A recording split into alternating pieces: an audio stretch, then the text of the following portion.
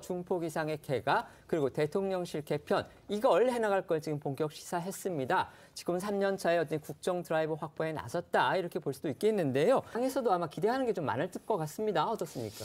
예, 뭐 다들 아시겠지만 지금 경제나 민생이 너무 어렵잖아요. 그런데 사실 지난 내각 같은 경우에는 주로 정치인 출신들이 많이 있다 보니까 사실은 그 전문성이 좀 부족하다는 지적들이 좀 있었습니다. 그래서 이번에는 좀 그런 정치인들보다는 지금 전문성 위주로 해서 좀 내각이 좀 개편되었으면 좋겠다라는 그 바람이 좀 갖고 있고요.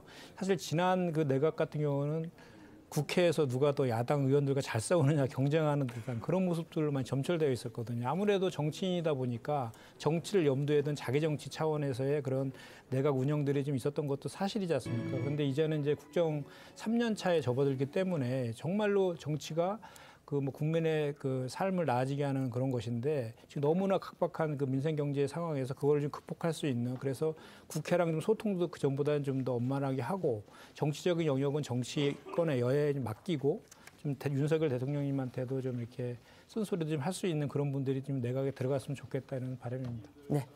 자, 이제 민주당 얘기해 보겠습니다. 전현직 의원들의 막말 논란으로 지도부가 곤혹스러워하고 있는데요.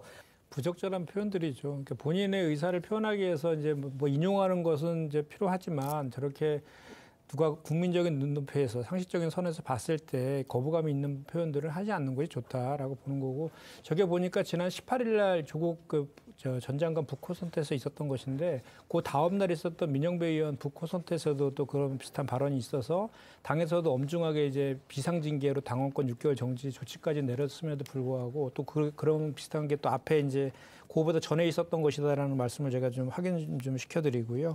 그리고 앞으로는 지금 우리 정치권에서 좀 이런 것들에 대해서는 좀 엄정하게 좀 여야를 떠나서 좀 이렇게 좀 처리를 할 필요가 있어 보여요. 이런 것들이 자꾸 이제 온정주의로 그 시점만 딱 지나고 다시 또 잊혀지고 그러니까 이제 반복되고 있거든요. 사실 저희 당뿐만 아니라 지난 총선 때 아마 제 기억으로는 차명진 전 의원이었나요? 그분도 막 선거 전에 총선 전에 무슨 막말 때문에 당에서 공천을 취소해버리는 뭐 그런 일도 있었던 것 같고 또 최근에 또 보면 당에서 이제 뭐 2년 혁신위에서 이준석 전 대표 이제 뭐 통합한다 그러면서 대사면하면서 그 김재원 전 최고라든지 태용호 전 최고인 아까 나왔는데를 사면을 해줬는데 그 내용도 보면 5.18이나 사상 관련된 역사를 부정하는 그런 또 사실 막말이었거든요.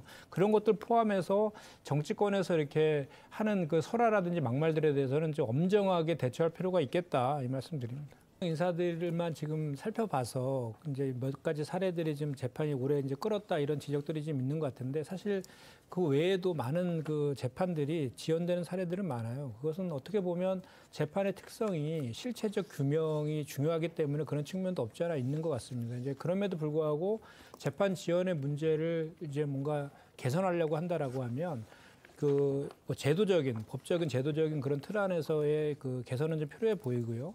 또 마찬가지로 검찰의 수사 지연, 별건 수사의 문제도 대단히 크지 않습니까? 사실 이화영 전 부지사 유권 말고 이화영 전 부지사 건만 하더라도 처음에는 법인카드 그 뇌물 사건으로 시작했다가 대북송금건으로 이렇게 별건으로 지금 수사하고 재판이 진행 중이잖아요. 이런 관련돼서도 보통 특수부 수사 같은 경우는 통상 2개월 만에 종료하는데 거의 2년여 가까이 또 수사라는 이런 것도 문제로 지적되고 있거든요. 그래서 이런 검찰 개혁과 사법 개혁 이런 측면에서의 법제도의 개선이 뒤따라야 되지 않을까 싶습니다. 알겠습니다.